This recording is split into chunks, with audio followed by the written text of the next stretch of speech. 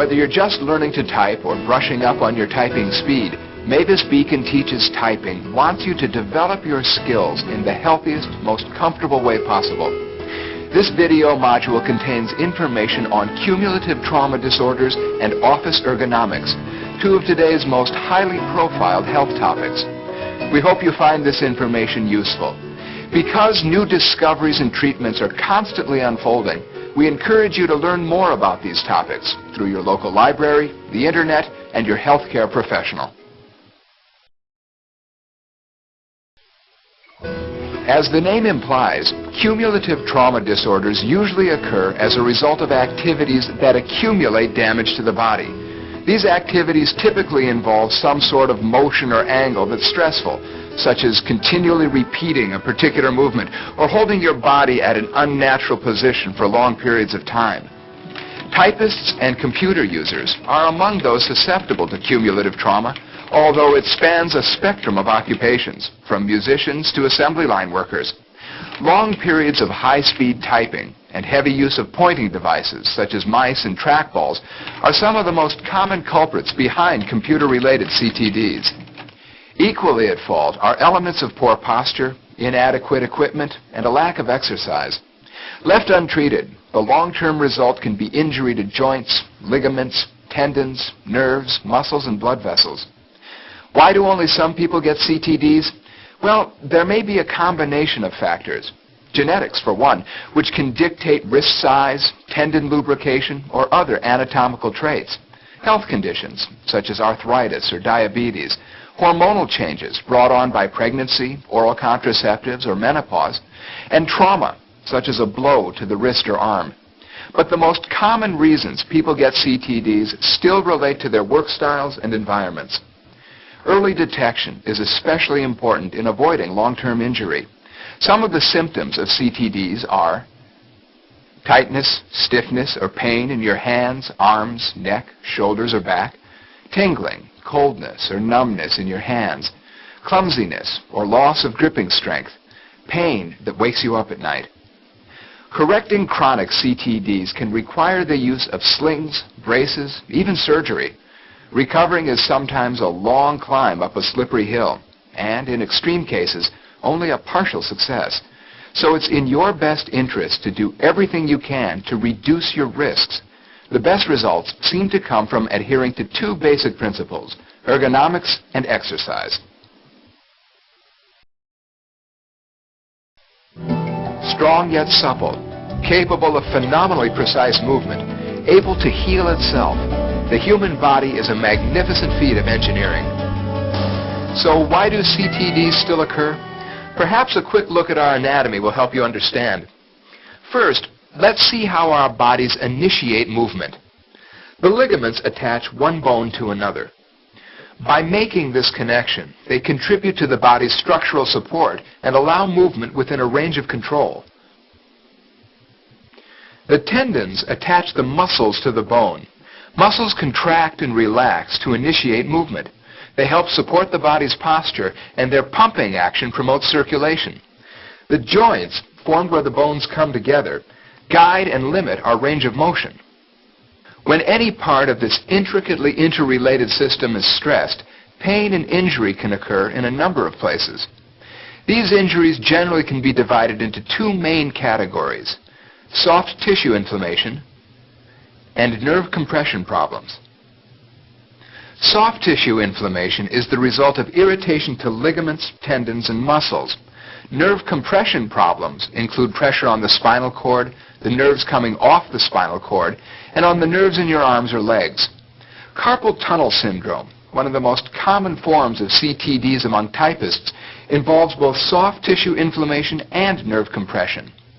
Looking at this model, we'll show you how carpal tunnel syndrome occurs. The carpal tunnel is made up on three sides by the wrist bones and on the fourth side by a tough ligament. Passing through this structure are blood vessels, which supply nutrition to the hand, one of the three main nerves of the arm, the median nerve, which supplies sensation to the thumb, index, middle, and about half the ring finger, and 9 tendons, 2 each to the 4 fingers and 1 to the thumb.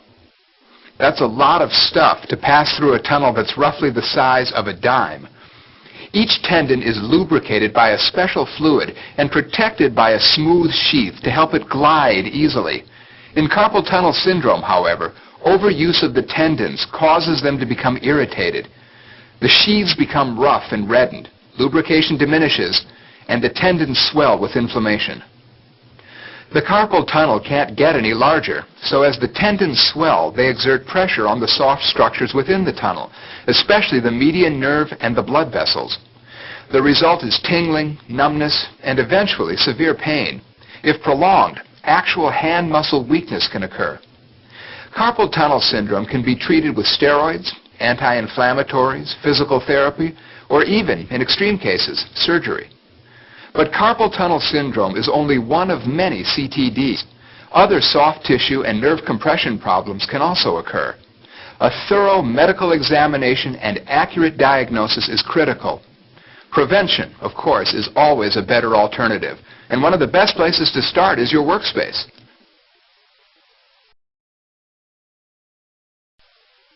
Where are you practicing your typing? Is it in a space that's ergonomically correct?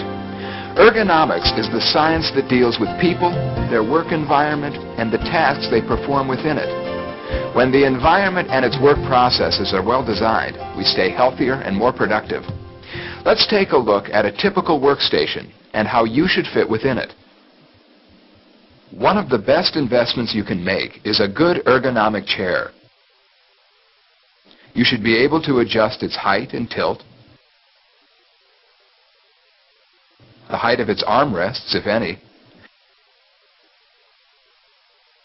and the depth of its seat. It should also offer you good lumbar support. Check to make sure it has a 5-point base with casters so you can easily roll around your workspace. Your workstation should be set up to allow you to work in a relaxed, neutral position. This reduces tension in the muscles and tendons of your whole body. If you're under a lot of stress at work, and who isn't, this is doubly important.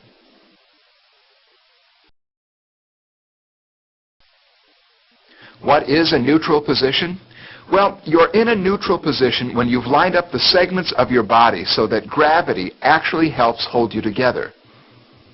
This means that your head is directly over your shoulders over your hips, and so on.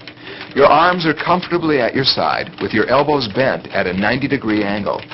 While typing, your goal is to position your body at the correct height and distance from the keyboard in order to place your hands in a neutral position.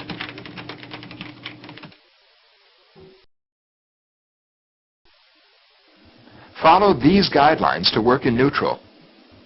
If you can adjust your work surface height, then set the chair height so that your thighs and hips are well supported by the chair and your feet are firmly on the floor. On the other hand, if your work surface height is fixed, then adjust your chair height to properly position your hands. You may need a footrest if your feet dangle. Make sure your wrists are straight and level, not bent back or down, or at an acute angle to the keyboard. If your chair has adjustable armrests, position these to support your elbow and forearm in a neutral position. Don't slouch down or lean forward. Sit up straight with your back resting firmly against the cushion of your chair. Keep your head in relaxed alignment with your spinal column, like a ball on top of a stick. Using your neck and shoulder muscles to hold up your head will only result in tension, fatigue, and soreness. And so will typing while you're on the phone. This cuts off circulation and strains your muscles. Keep your head and shoulders in neutral and hold the receiver to your ear. Or even better, get a headset. Make sure you don't have to stretch in order to type or use the mouse. Also, make sure the mouse is on the same plane as the keyboard. Finally, place frequently used supplies and materials within easy reach.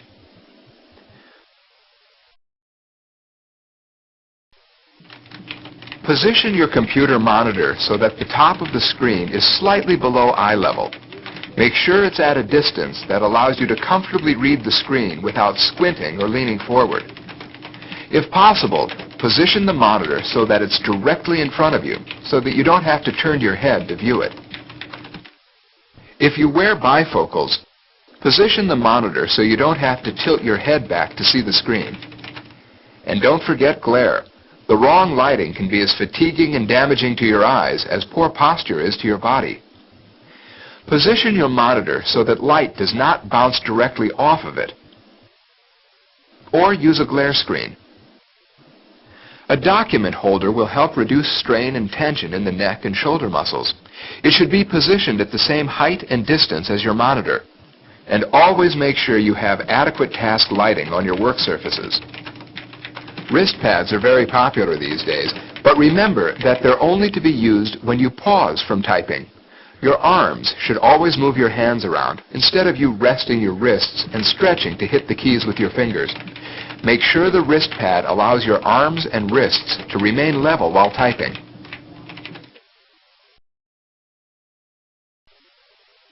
Here are a couple more tips to help you work effectively and painlessly. Use a light touch. Don't pound on the keyboard. Don't grip or squeeze the mouse. Hold it lightly and learn some keyboard commands as alternatives. Tendons and muscles are less flexible when cold, so keep your arms and hands warm, especially in those air-conditioned offices. Mix your activities. Don't just type all morning and then file all afternoon. Variety is the key, because CTDs occur most frequently in people whose motions are not only repetitious, but are kept up constantly for hours. Type, make copies, and file, a little in the morning and a little more in the afternoon.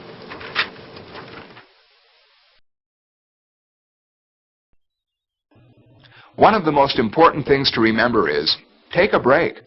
Pause briefly after a period of heavy typing or mouse clicking.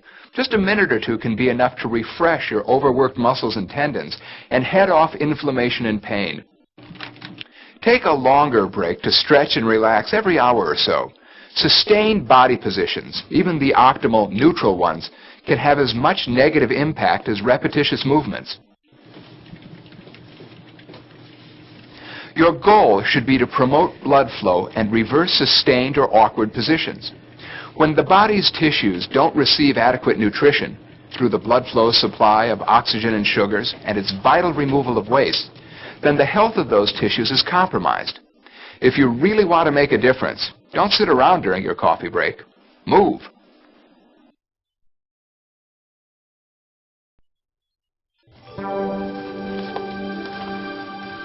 Here are some great stretching exercises that will keep you relaxed, flexible, and ready to work. Practice them before you start your day, or even during work hours when you take that all-important break from the computer. Although many of the exercises are demonstrated standing up, they can also be done from a seated position. Before we begin, here are some helpful guidelines. Always stretch from a neutral beginning posture. Don't hold your breath. Breathe in with the stretch and out with the relaxation of the movement.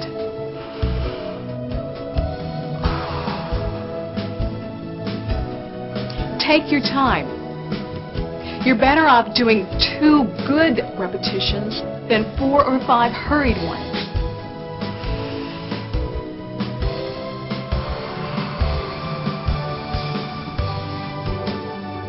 Don't push too hard. A little soreness after doing these exercises is okay, but never overstretch to the point of pain. As with any exercise program, if you have an existing medical condition that might preclude you from doing these, or if you have any concerns regarding their effect, please see your healthcare professional beforehand.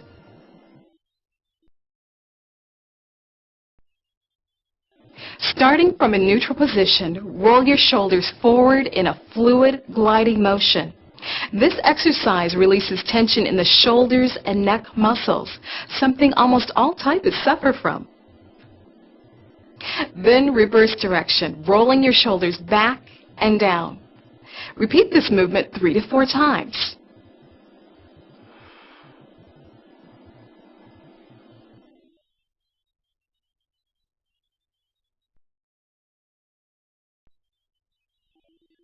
Place your hands on the back of your neck. Slowly stretch your elbows and head backward, opening up your shoulders and chest. Hold for a count of 3. And relax. Repeat. And relax.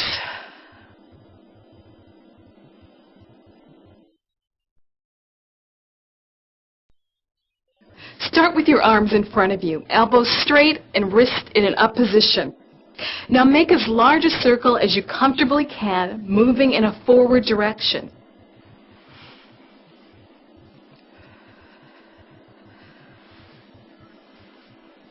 Relax your arms for a moment. Remember, your goal is slow, controlled movements.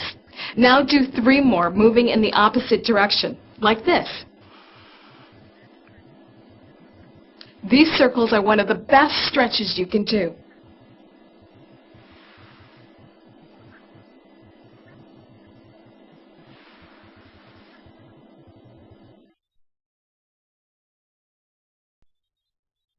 Here's a stretch that will limber up your hands and fingers and really get the blood flowing. First, hold your arms in front of you, elbows locked, and make a fist with your hands. Now open up your hands and extend your fingers as far and as wide as you can. Repeat 3 to 4 times using a quick rhythmic motion.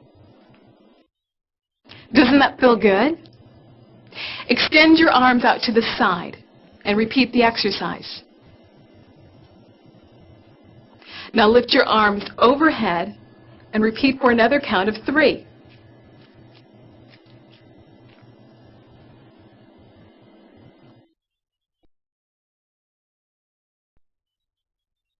This stretch will keep your wrist from getting stiff. Extend your arm with elbows straightened in front of you. Bend your wrist and fingers up and gently hold in position with your other hand. You should feel just a slight stretch. Don't push too far. Hold for a count of 5. Repeat with the other wrist. Now bend your wrist with fingers down and hold for a count of 5. And repeat with the other wrist.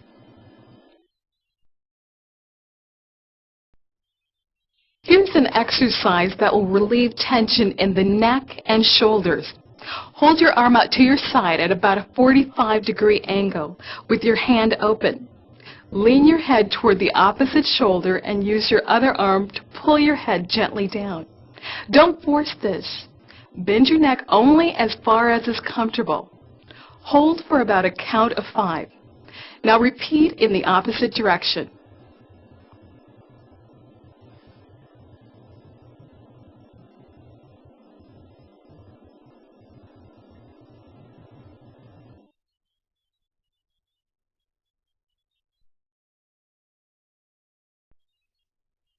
Slowly rotate your head from side to side, and now back again. Don't ever force your head backwards. You have blood vessels in your cervical spine that could become pinched. Repeat this exercise 3 times. Give yourself a good all-around stretch by standing up straight and tall. Lift your arms over your head and stretch your fingertips toward the ceiling as high as you can. Feel the stretch running all the way through your legs, torso, and arms. Hold for a count of 5. Repeat the stretch 2 to 3 times.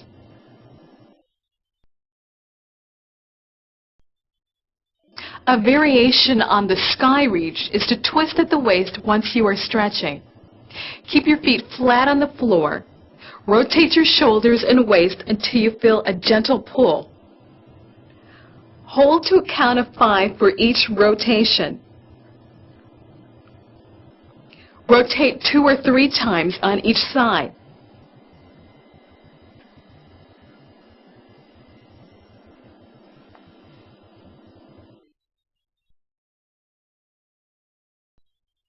This stretch promotes good upper body flexibility. It's especially wonderful after you've been sitting for a long while. Stand with your legs about a shoulder width apart. Put your arms over your head and clasp your hands together. Now bend sideways from the waist and stretch until you feel a gentle pull on the muscles running from your waist and over the rib cage. Don't bounce with this exercise. Just pull and stretch. Hold for a count of 5. Now bend in the opposite direction and stretch the other side. Hold. Repeat 2 to 3 times on each side.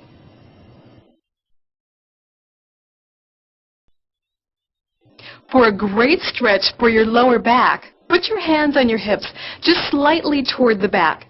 Gently arch your back and bend backwards, stretching your neck out a little as you unfold. Keep your knees straight. Support the arch with your hands on your hips.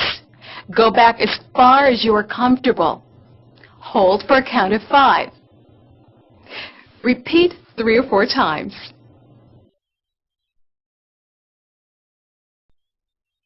Eye strain is very common among those who work at computers due to the intensity of the screen, the glare that often accompanies it, and our habit of staying focused in one depth of field.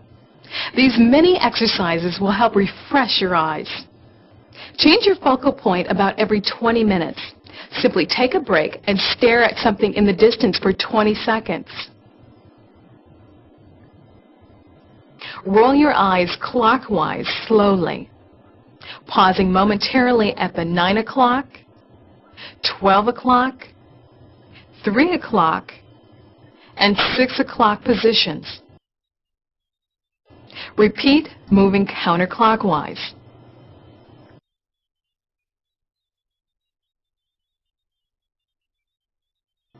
Finally, close your eyes and cover them lightly with the palms of your hands. Press very gently against the lids. Rest your eyes this way for about a minute.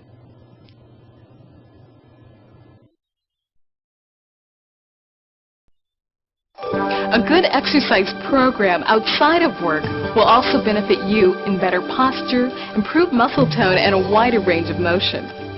However, evaluate your other activities to see which of them may aggravate CTDs. Sports, caring children, hand-intensive work like knitting or sewing. Anything that requires excess effort, tension, or repetition can have significant impact.